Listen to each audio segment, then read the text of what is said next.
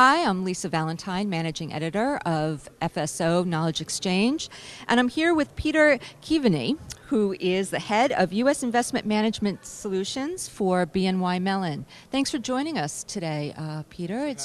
It's great to see you again. I was hoping that we could talk a little bit about some of the challenges that the investment management community is going through. I mean, obviously there's regulatory burdens and the economic climate. How is the community dealing with this? Perhaps you can describe something about the service delivery continuum and how it addresses some of these challenges. Sure, absolutely. Basically, how we look at the service or solution continuum is really 4 points along the continuum, starting with technology solution, a hosting solution, a co-sourcing solution, and then a full BPO solution. And what we're finding is the industry is very receptive to having multiple solution sets along that continuum, and us at BNY Mellon being able to provide that flexibility. So I'll give you an example. Firms today are looking at having older technology replaced, and they're saying, does it make sense for us just to purchase a new technology solution, or does it make sense for us to marry up technology with an operational solution? So once they kind of make that decision, they can decide, do they just go with a technology solution like we have with Eagle Star and Pace, or do they want to move along that continuum and marry up a technology solution along with our service capability? What we're typically finding with the bigger firms today is they like the co-source solution where it's marrying up the technology with some service and not going to a full BPO because they're not quite ready to go there. They feel like they have some significant capabilities that they want to keep in-house, but there's some things that are pain points for them today that they want a provider to solution for. So I think really the key thing there is there's significant flexibility along that continuum that allows investment management firms to look at and decide for themselves how they want to ultimately solution. And then once they're on the continuum, let's say, they do have the flexibility to move back and forth, and as market conditions change or regulatory changes, I mean, how does that work? How do you move back and forth? Yeah, I mean, I think they have that ability. I think the key is that really what we're finding is it allows them entree to figure out where they want to come in on the continuum. Do they want to start on the technology side? Do they want to start with maybe a hosted solution? Or do they want to start with the co-source before they move further down that continuum, ultimately to a full BPO? But I think the key for them is they get to dip their toe in the water, wherever it is along that continuum, and decide, okay, does this make sense for our firm? Are we addressing those key pain points that we want to have solution?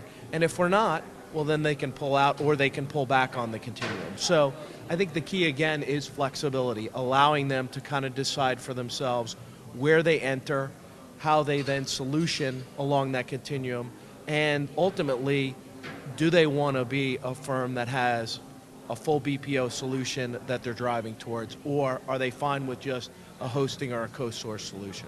That's great. That must be really attractive to firms that are concerned about jumping in full force and then having to, scale back or finding out that they weren't ready, perhaps. I think we definitely see that as a key and an advantage.